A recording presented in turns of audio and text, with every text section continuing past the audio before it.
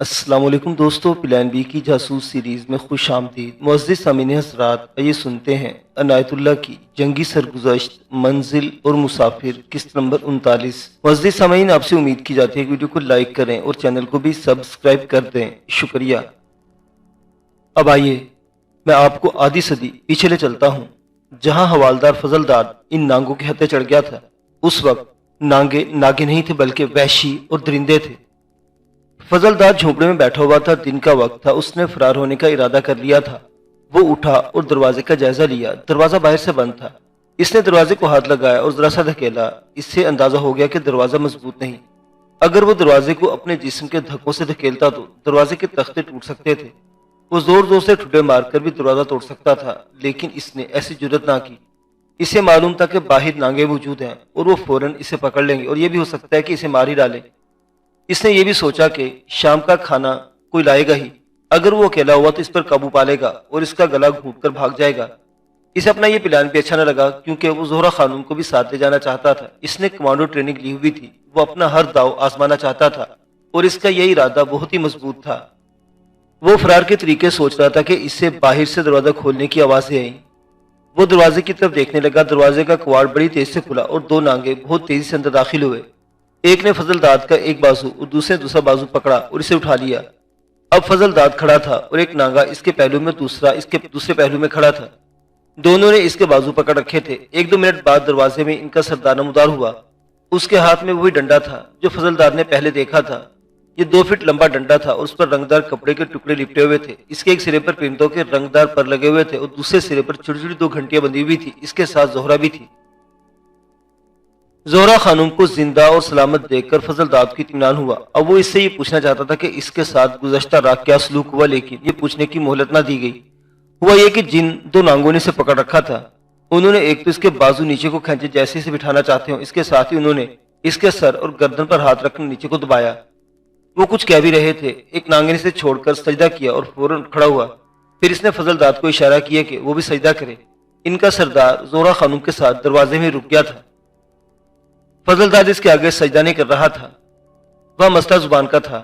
اگر نانگوں کا سردار فضل داد کی زبان سمجھ سکتا تو فضل داد اسے بتاتا کہ ہم ایک اللہ کے سوا کسی کے آگے سجدہ نہیں کیا کرتے۔ کہنے کے بجائے فضل داد نے ہاتھ اوپر کر کے انگلی آسمان کی طرف اشارہ کیا اور نفی میں سر ہلایا۔ اس اشارے سے وہ اپنا مطلب واضح کرنا چاہتا تھا جو نہیں ہو رہا تھا۔ دونوں نانگوں نے اس کا سر پھر نیچے کو دبانا شروع کر دیا۔ سردار دروازے میں کھڑا فضل داد کو چپ چاپ دیکھ رہا تھا۔ فضل داد نے دیکھا کہ سردار کے ہونٹوں پر تبسم سا تھا، اس کے چہرے پر غصے کا ہلکا سا بھی تاثر نہیں تھا۔ ہم جب فوج میں بھرتی ہوئے تھے تو ہمیں فوجی ٹریننگ دی گئی تھی جو مکمل سمجھی جاتی تھی، لیکن جنگ کے دوران اس ٹریننگ میں کچھ اضافے ہوئے تھے۔ اس میں لڑائی کا ایک اور طریقہ بھی شامل ہوا تھا۔ مطلب یہ کہ آپ کے پاس کوئی ہتھیار نہیں اور دشمن کے 1-2 فوجی آپ کے سامنے آ جاتے ہیں۔ ان کے پاس رائفلیں ہیں جن پر سنگینیں چڑھی ہوئی ہیں۔ ہمیں داؤ سکھائے گئے تھے کہ خالی ہاتھ مسلح دشمن کے خلاف کیسے لڑنا ہے۔ اسے بے ہتھیار کی لڑائی کہا گیا تھا۔ فضل داد نے ایک تو یہ ٹریننگ لی تھی، اس کے علاوہ اسے گوریلا اور کمانڈو ٹریننگ بھی دی گئی تھی۔ جھونپڑے میں 2 نانگے اس کا سر جھکانے کی کوشش کر رہے تھے۔ فضل داد نے یہ داؤ کھیلا کہ اپنے دونوں بازو آگے کو کیے اور دائیں بازو کی کونی دائیں والے نانگے کے پیٹ میں اور بائیں کونی بائیں والے کے پیٹ میں ماری اور اتنی زور سے ماری کہ دونوں نانگوں نے اس کا سر چھوڑ دیا اور اپنے پیٹوں پر ہاتھ رکھ کر دوہرے ہو گئے۔ فضل داد نے دونوں کی گردنوں پر ہاتھ رکھے اور پہلے ذرا سا پیچھے ہٹایا، پھر بڑی زور سے ان دونوں کو آگے جھٹکا دیے۔ ان کے سر آپس میں ٹکرائے، دونوں سیدھے ہو کر چکرانے لگے۔ فضل داد نے ایک بار پھر دونوں کی گردنوں پر ہاتھ رکھ کر اور منہ نیچے کو اور ماتھے آپس میں اس طرح زور سے ٹکرائے کہ دونوں نانگے چکرائے۔ ایک تو گری پڑا اور دوسرا اس طرح ڈولنے لگا جیسے کسی نشے میں ہو۔ نہیں فضل داد، زہرہ خانم نے گھبرا کر کہا، یہ لوگ تمہیں مار ڈالیں گے۔ فضل داد نے ان کے سردار کی طرف دیکھا۔ سردار کے ہونٹوں پر جو ہلکا سا تبسم تھا وہ اب کھلی ہوئی مسکراہٹ بن گیا تھا۔ سردار اور زہرہ خانم کے پیچھے 2 نانگے کھڑے تھے جن کے ہاتھوں میں بانسوں کی برچیاں تھیں۔ جب فضل داد نے اندر والے دونوں نانگوں کے پیٹوں میں کوہنیاں ماری تھی تو باہر کھڑے دونوں نانگے برچیاں تان کر اندر آنے لگے تھے۔ وہ فضل داد کو برچیاں مارنا چاہتے تھے، یہ ان کا ارادہ فضل داد پر قابو پانے کا تھا۔ وہ آگے کو آنے لگے تو سردار نے اپنے بازو دائیں اور بائیں پھیلا کر انہیں باہر روک دیا۔ اس کا مطلب یہ تھا کہ ہو سکتا ہے وہ دیکھنا چاہتا تھا کہ اس کے آدمی میں کتنی طاقت ہے اور کیا وہ اس آدمی فضل داد کا مقابلہ کر سکتے ہیں یا نہیں۔ اس کے چہرے سے یہ بھی پتہ چلتا تھا کہ جیسے فضل داد نے جو داؤ چلائے ہیں یہ سردار کو بہت اچھے لگے تھے۔ دونوں نانگے سنبھل کر سیدھے ہوئے، انہوں نے ایک دوسرے کی طرف دیکھا، ایک نے دوسرے کو کچھ کہا اور دونوں حرکت کی کہ ایک جھونپڑے کی ایک طرف دیوار تک چلا گیا اور دوسرا سامنے والی دیوار کے ساتھ جا کھڑا ہوا۔ فضل داد جھونپڑے کے وسط میں کھڑا دونوں کو دیکھتا رہا۔ دونوں نے گھونسے تو نہ تانے، کیوں کیا کہ اپنے ہاتھ آگے کیے، ان کی انگلیاں کھلی ہوئی تھی اور ذرا آگے کو مڑی ہوئی تھی جیسے وہ دونوں فضل داد کو پنجے مارنا چاہتے ہوں۔ دونوں تیزی سے فضل داد کی طرف دوڑے، وہ درندوں کی طرح دان نکال کر پیس رہے تھے۔ جب وہ فضل داد کے قریب آئے تو فضل داد ایک قدم پیچھے ہٹا، ایک ہاتھ ایک ہی گردن پر اور دوسرا اس کی دوسرے کی گردن پر رکھ کر اندر کو دبا لیا۔ دونوں پہلے ہی دوڑتے آ رہے تھے، فضل داد کے ہاتھوں ان کی رفتار اور تیز کر دی اور وہ آپس میں بڑی زور سے ٹکرائے۔ ایک بار پھر ان کے منہ اور ماتھے ایک دوسرے سے ٹکرائے، دونوں تیورا کر زمین پر گر پر ان کا سر ڈولنے لگے۔ وہ دونوں فضل داد کے مقابلے میں یقیناً طاقتور تھے، لیکن انہیں وہ داؤ معلوم نہیں تھے جو فضل داد کھیل رہا تھا۔ وہ دونوں ذرا سنبھلے اور فضل داد کو قہر بھری نظروں سے دیکھنے لگے۔ سردار نے گرج کر ایک ہی لفظ کہا تو وہ دونوں فوراً پیچھے ہٹ گئے۔ سردار نے فضل داد کو ڈنڈے سے اشارہ کیا جیسے وہ کہہ رہا ہو بیٹھ جاؤ۔ فضل داد، زہرہ خانم نے کہا، گھٹنوں کے بل زمین پر بیٹھ جاؤ۔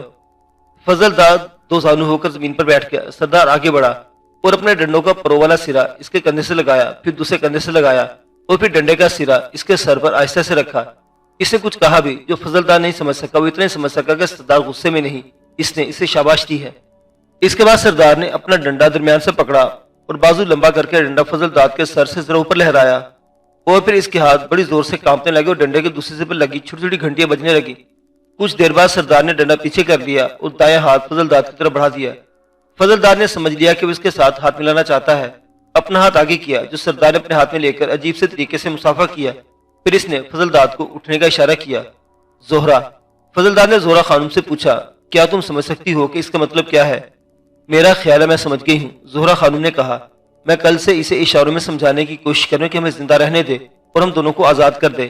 اگر میں اس کے اشارے سمجھ گئی ہوں تو یہ نتیجہ اخذ کیا ہے کہ ہمیں آزاد نہیں کرے گا، لیکن تمہیں قیدی نہیں رہنے دے گا اور جان سے مارے گا بھی نہیں۔ میں یہ بھی سمجھتی ہوں کہ اس شخص نے مجھے اونچا درجہ دے دیا ہے، درجہ یہی ہو سکتا ہے کہ مجھے اپنی بیوی بنا لے گا۔ دعا کرو مجھے زندہ رہنے دے، فضل داد نے کہا۔ میں تمہیں یہاں سے نکال لے جانے کی پوری کوشش کروں گا۔ فضل داد نے مجھے یہ واقعہ سناتے ہوئے کہا کہ جب وہ زہرہ خانم سے ہم کلام تھا تو سردار خاموشی سے انہیں دیکھ رہا تھا۔ اس سے فضل داد کو اطمینان ہوا کہ زہرہ خانم کے ساتھ باتیں کرنے پر سردار کو اعتراض نہیں، اور یہ بھی کہ وہ بڑے اچھے موڈ میں ہے۔ سردار نے اچھے موڈ کا ایک مظاہرہ یہ بھی کیا کہ اس نے زہرہ خانم کی طرف دیکھ کر مسکرا کر سر کو ہلکی سی اوپر نیچے جنبش دی۔ اس کا مطلب یہ ہو سکتا تھا کہ اس نے زہرہ خانم کو خوش کرنے کی کوشش کی تھی اور شاید ہی اسے کہا تھا کہ تمہارے ساتھی کو اس نے قیدی نہیں رہنے دیا۔ فضل داد نے اپنے دل میں کچھ ایسی امید بھی رکھ لی تھی کہ جیسے سردار اسے رہا کر دے گا، لیکن اس کے بعد سردار نے ڈنڈے سے اور سر دونوں ہاتھوں سے جو اشارے کی ان سے پتہ چلتا تھا کہ اسے چھوڑا نہیں جائے گا۔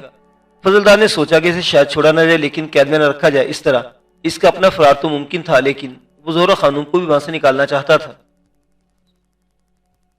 سردار وہاں سے چلا گیا اور جھونپڑے کا دروازہ کھلا رہ گیا۔ اس کا مطلب یہ تھا کہ فضل داد اب قیدی نہیں تھا۔ وہ دونوں نانگے جو فضل داد کے پاس جھونپڑے میں گئے تھے اسے سجدہ کرانے کے لیے اس کا سر نیچے کر رہے تھے اور پھر فضل داد سے مار کھائی تھی۔ وہ فضل داد کو قہر کے نظر سے دیکھتے ہوئے سردار کے پیچھے چلے گئے۔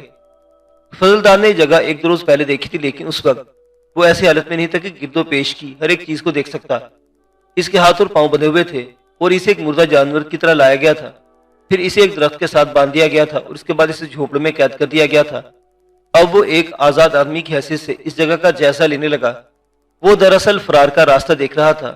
یہ تو میں کہہ چکا ہوں کہ وہاں سے فرار کوئی مشکل کام نہیں تھا، وہ کوئی جیل خانہ تو نہیں تھا، لیکن اس نے زہرہ خانم کو بھی ساتھ لے جانا تھا۔ اس نے یہ بھی دیکھنا تھا کہ زہرہ خانم کو کہاں رکھا گیا ہے۔ اس نے مجھے سنایا کہ وہ جگہ کسی پہاڑی کی بلائی جگہ تھی اور اس کے ساتھ ہی پیچھے کی طرف اونچی پہاڑی چٹان کھڑی تھی جس پر وہ کھڑا ہو کر کشادہ اور ہموار تھی۔ یوں پتہ چلتا تھا کہ یہ جگہ درختوں کو کاٹ کر ان لوگوں نے خود بنائی ہے۔ ایک طرف ایک چبوترا بنا ہوا تھا، اس کے ارد گرد ہر طرف اونچے اونچے درخت تھے، پھولدار پودے بھی تھے۔ دیکھنے کو یہ جگہ بڑی خوشنما اور صحت افزا تھی، لیکن فضل داد نے بتایا کہ اس کے دل پر ایک خوف سا بیٹھ گیا۔ خوف اس لیے کہ اس حسین اور دلنشین منظر میں کہیں کہیں کالی کالی اور گول چٹانیں ابھری ہوئی تھی۔ ان چٹانوں کی وجہ یہ لگتا تھا کہ جیسے وہ کوہکاف ہے جہاں جن بھوت اور پریاں رہتی ہیں۔ وہ جگہ تو یقیناً خوبصورت تھی، میں نے ایسی کئی جگہ دیکھی تھی جہاں اس طرح کی بدرنگ اور بدصورت چٹانیں بھی ہیں اور ان کے ارد گرد سبزہ زار بھی ہے، لیکن فضل داد جو کچھ محسوس کر رہا تھا یہ اس کی ذہنی حالت تھی۔ وہ ایک تجربہ کار کمانڈو تھا اور وہ اپنے مشن پر آیا تھا، لیکن برما کے جنگلوں میں آ کر الجھ گیا تھا۔ زہرا خانم نے یقین دلایا تھا کہ وہ انسان ہے، لیکن کسی کسی وقت فضل داد کو پھر بھی شبہ ہونے لگتا تھا کہ یہ عورت انسان نہیں، کوئی اور ہی مخلوق ہے۔ اسے یہ شبہ تھوڑی دیر کے لیے ہوتا تھا اور پھر ذہن صاف ہو جاتا تھا۔ یہ میرا تجربہ ہے کہ یہ نانگیں اس کے لیے عجیب و غریب مخلوق تھی۔ کبھی تو اسے شک ہوتا کہ وہ کوئی خواب دیکھ رہا ہے۔ اس نے دیکھا کہ چند ایک نانگے چبوترے پر صفائی کر رہے تھے اور چبوترے کے آگے جو جگہ خالی اور ہموار تھی اس میں بھی کہیں کہیں مٹی یا چھوٹے چھوٹے پتھر ڈال کر ہموار کر رہے تھے۔ ان نانگوں میں عورتیں بھی تھیں، وہ بھی برہنہ تھیں۔ فضل داد نے افریقہ کے حبشیوں کی باتیں سنی تھی اور ان کی آدم خوری وغیرہ سنی تھی، اور اس نے حبشی دیکھے بھی تھے۔ جنگ عظیم میں حبشیوں کے الگ بریگیڈ تیار کیے گئے تھے۔ کلکتہ میں پہلی بار فضل داد نے حبشی دیکھے تھے۔ وہ بہت ہی بھدے اور بدصورت تھے، لیکن ان کے مقابلے میں نانگے اتنے سیاہ رنگ کے نہیں بلکہ گندمی رنگت والے تھے، اور ان کے چہروں کی نقوش بھی اچھے تھے جیسے ہمارے ہوتے ہیں۔ ان میں بعض عورتیں تو صاف رنگت اور بڑے اچھے نقش و نگار والی تھی، لیکن فضل داد انہیں اس طرح نہیں دیکھتا تھا جس طرح ہم لوگ ایک عورت کو دیکھا کرتے ہیں۔ فضل داد ٹہلتا چلا گیا اور ادھر ادھر دیکھتا رہا۔ نانگے رک کر اور کام چھوڑ کر اسے دیکھتے، آپس میں کچھ بات کرتے اور کام میں لگ جاتے۔ عورتیں بھی اسے دیکھتی تھی، مسکراتی تھی اور آپس میں تبصرہ کر کے اپنی راہ لگ جاتی تھی۔ ان کے لیے فضل داد عجیب مخلوق تھا۔ وہ کسی سے پوچھنا چاہتا تھا لیکن کا سردار کہاں رہتا ہے؟ اسے معلوم تھا کہ جہاں سردار ہوگا وہیں زہرا خانم ہوگی۔ وہ جگہ یا جھوپڑا دیکھ کر اس نے پلان بنایا تھا کہ زہرا خانم کو وہاں سے کس طرح نکالے۔ وہ خراما خراما آگے چلا گیا تو یک لخت منظر بدل گیا۔ وہ رک گیا۔ اس نے اپنے آپ کو بلندی پر کھڑا پایا اور اس کے سامنے نیچے ایک وادی تھی جس میں کچھ جھونپڑے بنے ہوئے تھے۔ یہ بکھرے ہوئے جھونپڑے تھے۔ دائیں طرف ایک کچا راستہ نیچے اترتا تھا۔ وہ ایک طرف چل پڑا۔ آگے کچھ جا کر اس نے دیکھا کہ اس کے سامنے جو منظر ہے وہ تو اور ہی زیادہ دل نشین اور خوشنما ہے۔ ذرا بلندی پر ایک جھونپڑا تھا جو دوسرے جھونپڑوں سے زیادہ اچھا تھا۔ اس کے ارد گرد بڑے خوشنما درخت تھے جن کی بلندی زیادہ نہیں تھی۔ انہوں نے جھونپڑے کے اوپر جا کر جھونپڑے پر سایہ کر رکھا تھا۔ ایک نانگا تراشے ہوئے بانس کی برچی ہاتھ میں لیے اس جھونپڑے کے دروازے کے ساتھ کھڑا تھا۔ اس نانگے کا انداز بتا رہا تھا کہ وہ یہاں سنتری کی ڈیوٹی دے رہا ہے۔ سنتری ٹہلتے ٹہلتے جھونپڑے کے ساتھ ساتھ دروازے سے ذرا پلا چلا گیا اور اچانک رک کر پیچھے کو مڑا اور دوڑ کر دروازے کے ساتھ کھڑا ہو گیا۔ اس سے ظاہر ہوتا تھا کہ اندر سے کوئی باہر آنے والا ہے۔ دروازہ کھلا تو زہرا خانم باہر آئی اور ادھر ادھر دیکھنے لگی۔ اس کے چہرے پر تکلیف کا، افسوس کا یا گھبراہٹ کا کوئی تاثر نہیں تھا، اور کوئی ایسا تاثر بھی نہیں تھا کہ وہ خوش نظر آتی۔ زہرا خانم نے نیچے سے فضل داد کو کھڑے دیکھا تو وہ اندر چلی گئی۔ ذرا ہی دیر بعد وہ واپس آئی۔ اس کے ہاتھ کے اشارے سے فضل داد کو اوپر بلا لیا۔ اوپر جانے کی اس ٹیکری کو کاٹ کر اور لوگوں نے سیڑھیاں سی بنا رکھی تھی۔ فضل داد بڑی تیزی سے سیڑھیاں چڑھ کر جب دروازے کے قریب پہنچا تو زہرا خانم نے اس سے کہا کہ سردار اندر بلا رہا ہے۔ فضل داد اندر چلا گیا۔ یہاں تمہارے ساتھ کیا سلوک ہو رہا ہے؟ فضل داد نے زہرا خانم سے پوچھا۔ سلوک اچھا نہیں ہوگا۔ وہ سلوک نہیں ہو رہا جس کا مجھے ڈر تھا، زہرا خانم نے کہا۔ یہ تو اس طرح میری عزت کرتے ہیں جیسے میری پوجا کر رہے ہیں۔ انہوں نے شاید مجھے اپنی دیوی بنا لیا ہے۔ فضل داد وہاں اس کے ساتھ زیادہ باتیں نہیں کر سکتا تھا۔ زہرا خانم نے اس سے کہا کہ اس سردار کے آگے دوزانو بیٹھ جاؤ۔ سردار فرش پر آلتی پالتی مارے بیٹھا تھا۔ اس نے گردن اکڑا رکھی تھی اور چہرے پر روب کے تاثرات تھے۔ وہ فضل داد پر یہ تاثر کرنا چاہتا تھا کہ وہ اس دنیا کا بادشاہ ہے۔ سردار نے ہاتھ کے اشارے کیے۔ کبھی وہ زہرا خانم کی طرف اشارہ کر کے اپنے دونوں ہاتھ اپنے سینے پر رکھ لیتا، اور اس نے اس قسم کے اشارے بھی کیے جن سے فضل داد یہ سمجھا کہ زہرا خانم کے متعلق وہ کہہ رہا کہ یہ عورت اب اس کی ہے اور اسے بڑا اونچا رتبہ دے کر رکھا جائے گا، اور تمہیں یہاں کوئی تکلیف نہیں ہوگی اور ہم تمہیں احترام سے رکھیں گے۔ فضل داد کو یہی اطمینان کافی تھا کہ اسے قتل نہیں کیا جائے گا۔ جب سردار کوئی بات اشاروں میں ختم کرتا تو فضل داد زہرا خانم کے ساتھ ایک آدھ بات کر لیتا۔ وہ زہرا خانم سے کہتا تھا کہ یہاں سے فرار ہونا ہے، اور زہرا خانم سے کہتی تھی یہ تمام علاقہ ان لوگوں کا ہے۔ یہ لوگ جنگلی جانوروں درندوں کی طرح سارے جنگل میں پھیلے ہوئے ہیں۔ ایک بات صاف صاف بتا دو زہرا، فضل داد نے پوچھا، کیا تم یہاں سے نکل چاہتی ہو یا ان کی دیوی یا ملکہ بن کر یہاں خوش رہو گی؟ اگر ممکن ہو تو مجھے بھی یہاں سے ساتھ لے چلو۔ زہرا خانم نے کہا، تم کیا سمجھتے ہو میں ان جنگلیوں کے ساتھ رہنا پسند کروں گی؟ میں نے محسوس کیا کہ تم یہاں مطمئن ہو گئی ہو۔ فضل داد نے کہا، میں رہوں گی تو کیا یہ لوگ مجھے چھوڑ دیں گے؟ زہرا خانم نے کہا، یہاں آ کر میں بہت روئی تھی، اس سردار کے قدموں میں سجدہ بھی کیا تھا اور ہاتھ جوڑ جوڑ کے سے کہا تھا کہ ہم دونوں کو آزاد کر دے، لیکن یہ جنگلی تو پہلے میرے سر پر اور پیٹھ پر تھپکیاں دے دے کر بہلاتا رہا۔ پھر جب دیکھا کہ مجھ پر کوئی اثر نہیں ہوا تو اس نے تلوار نکالی اور مجھے بٹھا کر میرا سر جھکایا اور تلوار میری گردن پر رکھ دی۔ پھر اس نے میرے بال پکڑ کر مجھے اٹھایا اور اس طرح اشارے کیے جیسے میں نے رونا بند نہ کیا تو مجھے بالوں سے درخت کے ساتھ باندھ دے گا اور مجھے برچیاں ماری جائیں گی۔ تم فرار کی ترکیب سوچو، مجھے بتا دینا، میں اپنی جان دے دوں گی لیکن ان جنگلوں میں نہیں رہوں گی۔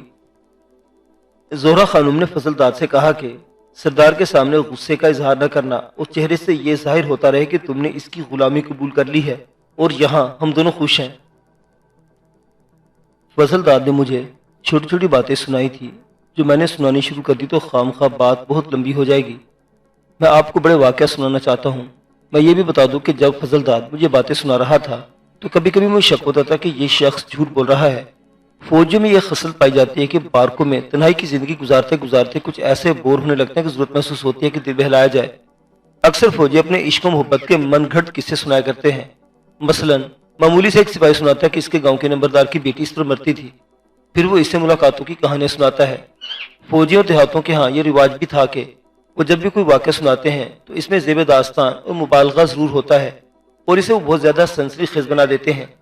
ان لوگوں کو من پسند افواہیں بہت اچھی لگتی ہیں، پھر ان میں سے ہر ایک بندہ ان افواہوں میں مزید سنسنی اور اسرار پیدا کر کے آگے سناتا ہے۔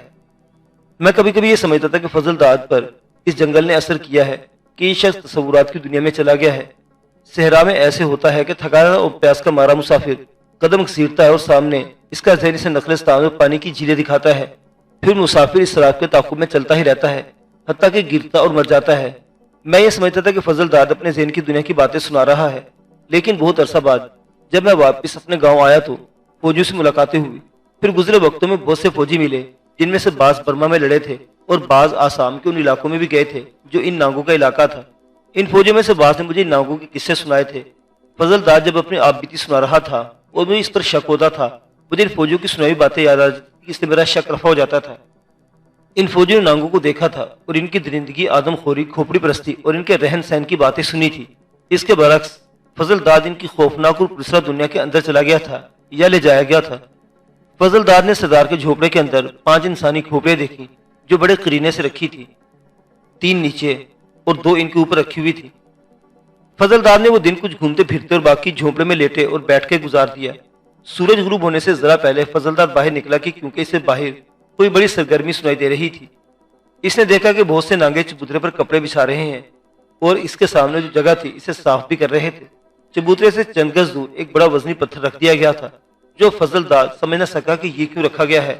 پہاڑی اور جنگلاتی علاقے سورج غروب ہونے سے کچھ پہلے ہی تاریک ہو جاتے ہیں کیونکہ سورج بڑے پہاڑوں کے پیچھے چلا جاتا ہے۔ شام ہوتے چبوترے پر اور چبوترے کے سامنے میدان کے چاروں کونوں پر بانس ٹھوک کر ان پر مشریں لگا دی گئی تھی۔ ان پر بندھے ہوئے کپڑوں کو تیل میں بھگویا گیا تھا۔ یہ تیل ان کپڑوں کو جلا رہا تھا۔ ایک مشل اس گول پتھر کے قریب گاڑی گئی تھی جو وہاں رکھا گیا تھا۔ ان کی روشنی اتنی زیادہ تھی کہ رات کو دن بنا دیا گیا تھا۔ نانگے اس کشادہ جگہ کے گرد اکٹھے ہونے لگے اور ان کی تعداد بڑھتی جا رہی تھی۔ ان میں عورتیں بھی تھیں اور بچے بھی۔ وہ سب آتے اور خاموشی سے بیٹھتے چلے جاتے۔ بعد میں آنے والوں کو جگہ نہ ملی تو وہ بلند جگہوں پر جا بیٹھے اور ان میں سے کچھ درختوں کے مضبوط ٹہنوں پر چڑھ گئے۔ فضل داد سمجھ گیا کہ آج ان کا کوئی خاص تقریب ہے، اسے زیادہ دیر انتظار نہ کرنا پڑا۔ 4 ننگے نقاروں کی طرح 4 ڈھول یا ڈرم اٹھائے ہوئے آئے اور چبوترے کے پاس کھڑے ہو گئے۔ ان کے ہاتھوں میں چھوٹی چھوٹی چھڑیاں تھیں جن سے یہ ڈرم بجاتے جاتے تھے۔ کسی نے اعلان کے انداز میں 2-3 لفظ بلند آواز سے کہے۔ تمام نانگے جو کھڑے تھے بیٹھے تھے بالکل ہی چپ ہو گئے اور یوں لگا جیسے سب مر گئے ہوں۔ انہوں نے سر جھکا لیے۔ اچانک ایک گونج سی سنائی دی جو بلند ہوتی چلی گئی۔ ان تمام نانگوں نے کوئی گیت شروع کر دیا تھا۔ کسی ایک بھی نانگے کی آواز دوسروں سے الگ تلگ سنائی نہیں دیتی تھی۔ فضل داد مجھے اپنے اس وقت کے تاثرات یوں سنائے کہ اس نے قوالیاں بھی سنی تھی اور ایسی قوالیاں سنی تھی جنہیں اس کی جذباتی دنیا میں زلزلے پیدا کر دیے تھے۔ اس نے اپنے ہاں ایک سے ایک سریلی آواز والے کوئیوں کو گاتے سنا تھا اور پھر فلمی گانے تو اس نے بہت ہی سنے تھے، لیکن ان نانگوں کے گیت کی گونج میں کچھ ایسا تاثر تھا کہ اس پر خمار سا طاری ہونے لگا اور اس کا وجود اپنے آپ ہی درخت کی ٹہنیوں کی طرح ہلنے لگا۔ یہ وجد کی کیفیت تھی جو فضل داد پر طاری ہو گیا۔ وہ اپنے جھوپڑے کے سامنے کھڑا تھا، چونکہ وہ جگہ بلند اس لیے سب کچھ صاف نظر آ رہا تھا۔ ایک طرف سے سردار زہرا خانم کے ساتھ ایسا ایسا چلتا ہوا سامنے آیا۔ اس کا حلیہ تو وہی تھا جو فضل داد نے پہلے دیکھ رکھا تھا، لیکن زہرا خانم کو دیکھ کر وہ چونکا۔ زہرا خانم کے جسم پر کوئی کپڑا نہیں تھا، لیکن اس کا سطر بے پردہ نہیں تھا۔ اس کی کمر سے ایک رسی یا کسی پودے کی بیل باندھی ہوئی تھی۔ اس کے ساتھ پھولدار ٹہنیں لٹک رہی تھی جن سے زہرا خانم بے پردہ نہیں لگتی تھی۔ اس کے گلے میں ایسے پھولوں کے بے شمار ہار پڑے تھے جو آگے کو اور پیٹ کی طرف لٹک رہے تھے۔ ان ہاروں نے زہرا خانم کا سینہ ڈھانپ رکھا تھا۔ اس کے بازو ننگے تھے اور بالوں کا جوڑا بنا ہوا تھا جو سکھوں کی طرح سر کے پیچھے نہیں بلکہ سر کے اوپر تھا۔ اس کے سر کے ارد گرد پھولوں کے ہار لپٹے ہوئے تھے۔ فضل دار نے مجھے کہا کہ زہرا خانم خاصی خوبصورت لڑکی تھی، لیکن پھولوں کے اس لباس میں پہلے سے زیادہ حسین لگ رہی تھی۔ اسے سردار پر غصہ آ رہا تھا جس نے اتنی خوبصورت لڑکی پر قبضہ کر لیا تھا۔ فضل دار کے غصے میں قہر اور عتاب یہ سوچ کر پیدا ہو گیا کہ اس نے اس لڑکی کو بالکل پاک اور شفاف رکھا تھا۔ سردار اور زہرا خانم چبوترے پر چڑھ گئے اور بس میں آ کر رک گئے۔ سردار کے ہاتھ میں بھی ڈنڈا تھا جس پر رنگدار کپڑے لٹکے ہوئے تھے۔ اس کے ایک سرے پر پرندوں کے رنگدار پر اور دوسرے سرے پر چھوٹی چھوٹی گھنٹیاں بندھی ہوئی تھی۔ اس نے ڈنڈا بلند کیا تو ناگوں کی مترنم گونج ختم ہو گئی، اس کے ساتھ ہی نکارے بجنے لگے۔ سردار اور زہرا خانم بیٹھ کے پہلے تو نکاروں کی آواز ایک شور جیسی تھی، لیکن سردار کے بیٹھتے نکارے ایک تال پر بجنے لگے اور ان کی آواز دھیمی ہو گئی۔ تمام ناگوں نے ایک زبان ہو کر کوئی اور گیت گانا شروع کر دیا۔ کوئی ایک بھی آواز الگ تھلگ یا ٹال ٹوٹی بھی نہیں لگتی تھی۔ چند منٹ یہ گیت جاری رہا اور جب ختم ہوا تو سردار نے ڈنڈا اوپر کر کے کچھ کہا۔ اس کا اشارہ فضل داد کی طرف تھا۔ فضل داد کے آگے اور نیچے جو نانگے بیٹھے ہوئے تھے اس سب نے پیچھے مڑ کر فضل داد کو دیکھا۔ دوسرے نانگے بھی اس کی طرف دیکھنے لگے۔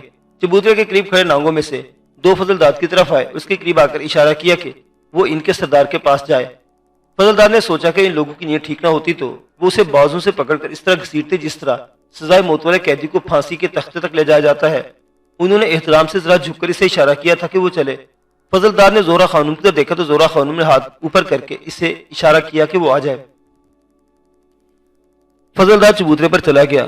دو نانگوں نے اس کے جوتے اتروا لیے تھے۔ سردار اٹھا اور فضل داد کو بازو سے پکڑ کر دو زانوں بٹھا دیا۔ پھر اس نے اعلان کرنے کے انداز میں کچھ کہا۔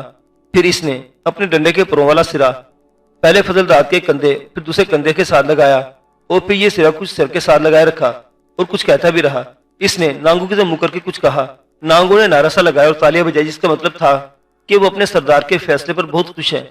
سردار نے فضل داد کو زہرا خانم کے پہلو میں بٹھا دیا۔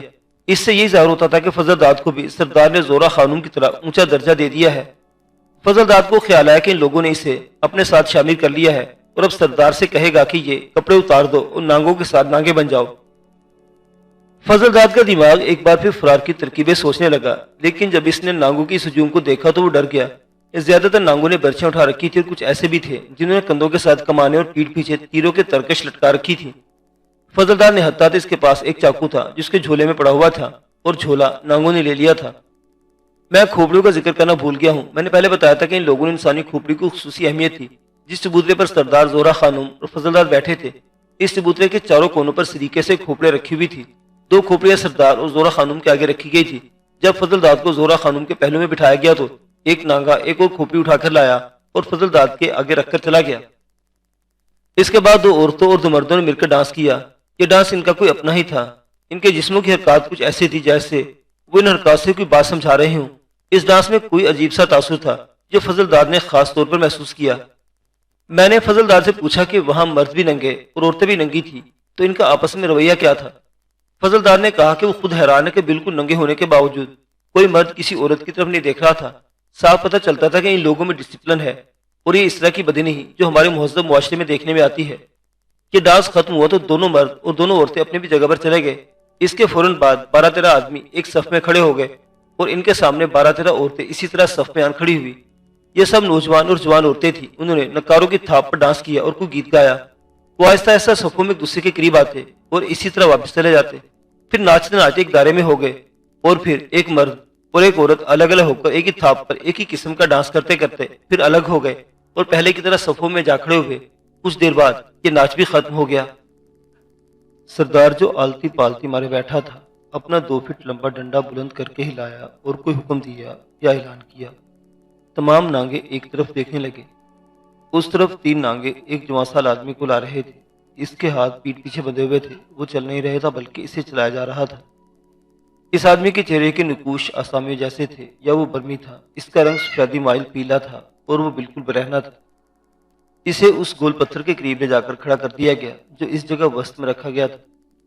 اس وقت فضل داد نے دیکھا کہ اس کے ساتھ جو نانگے تھے ان میں سے ایک کے ہاتھ میں چوڑے پھل والی تلوار تھی۔ وہ اس آدمی کے پیچھے کھڑا تھا۔ اس آدمی کو شاید کچھ پلا دیا گیا تھا کیونکہ اس کا چہرہ بے تاثر تھا اور وہ کچھ بھی نہیں بولتا تھا۔ اسے 2 نانگوں نے کندھوں سے نیچے دبایا تو وہ زمین پر 2 زانوں بیٹھ گیا۔ سردار اٹھا اور چبوترے سے اتر کر اس آدمی کے پاس جا کر رکا۔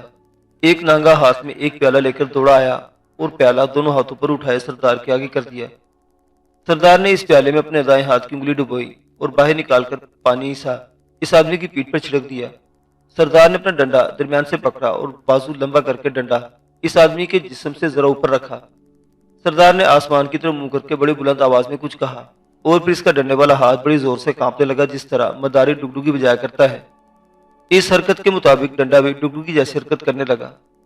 سردار اس آدمی کے چاروں طرف گھومنے لگا اور پھر سردار کا سارا جسم زور زور سے کانپنے لگا اور یوں لگتا تھا جیسے سردار دماغی توازن کھو بیٹھا ہو یا اسے کوئی دورہ پڑ گیا ہو۔ سردار کا جسم اتنی زور زور سے تھرکنے لگا کہ یوں لگتا تھا جیسے اس کے اعضاء جسم سے الگ ہو کر بکھر جائیں گے۔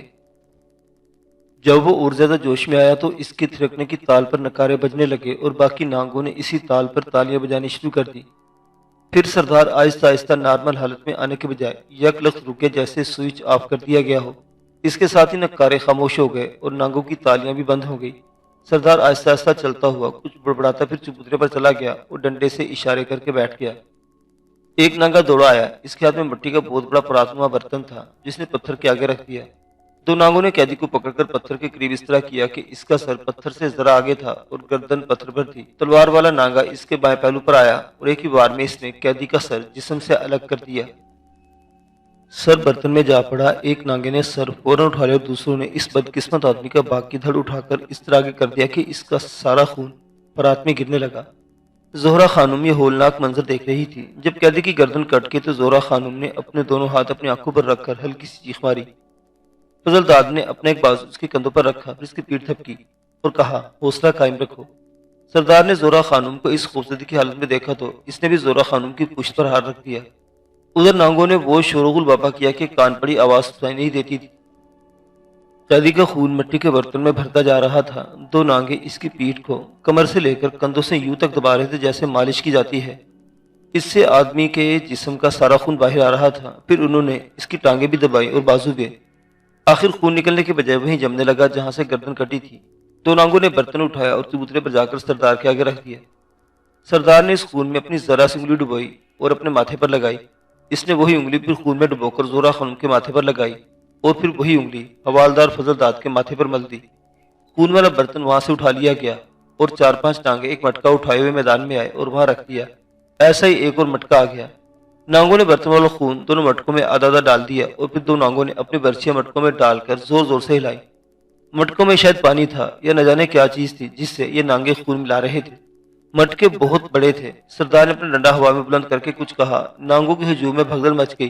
یوں پتہ چلتا تھا جیسے ان کا مجمع منتشر ہو رہا ہے، لیکن وہ پیچھے کو ادھر ادھر دوڑتے کچھ کر رہے تھے۔